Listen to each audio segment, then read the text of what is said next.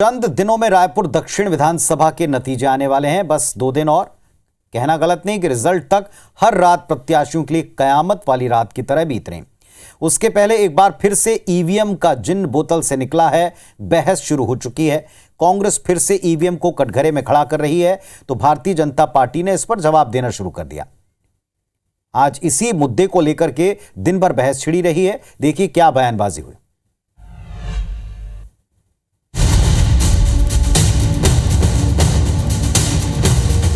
2 दिन बाद यानी 23 नवंबर को रायपुर दक्षिण विधानसभा पर हुए उपचुनाव के नतीजे सामने आएंगे। ये साफ होगा कि अब बृजमोहन अग्रवाल के बाद इस सीट का नया विधायक कौन होगा।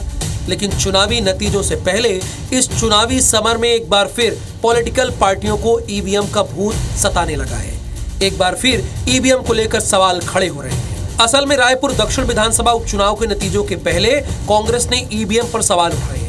पीसीसी चीफ दीपक बैज ने कहा है कि ईवीएम पर हमें भरोसा पहले ही नहीं था, ना अभी है और ना कल होगा। ईवीएम को लेकर हमारे प्रत्याशी और नेता सजग हैं। देखिए ईवीएम पर तो भरोसा न पहले था, अब है ना आगे रहेगा। हाँ, लेकिन हमारे प्रत्याशी सजग है, रखवाली कर रहे ईवीएम का इस समय। तो इस समय यह है कि चुनाव कांग्रेस पार्टी जीतेगी।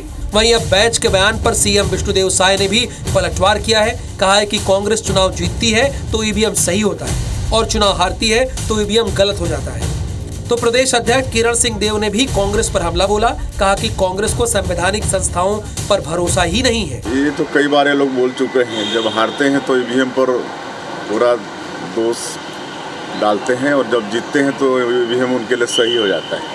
कांग्रेस ने कभी भी किसी संवैधानिक संस्थाओं पर विश्वास ही नहीं किया है। भाई ईवीएम कहां पे अच्छा हो जाता है? जहां पे इनके प्रत्याशी जीत जाते हैं वहां ईवीएम ठीक है, वहां व्यवस्था ठीक है। जहां पे इनकी हार होती है तो ईवीएम पे ठीकरा, चुनाव आयोग पे ठीकरा फोड़ देते हैं। ये तो ऐसा हर बार होता है जब चुनावी सीजन में ईवीएम पर सवाल उठाए जाते हैं। खैर, देखना यह होगा कि छत्तीसगढ़ की इस सीट पर उपचुनाव में जीत आखिर किसकी होगी। Bureau report, IBC 24।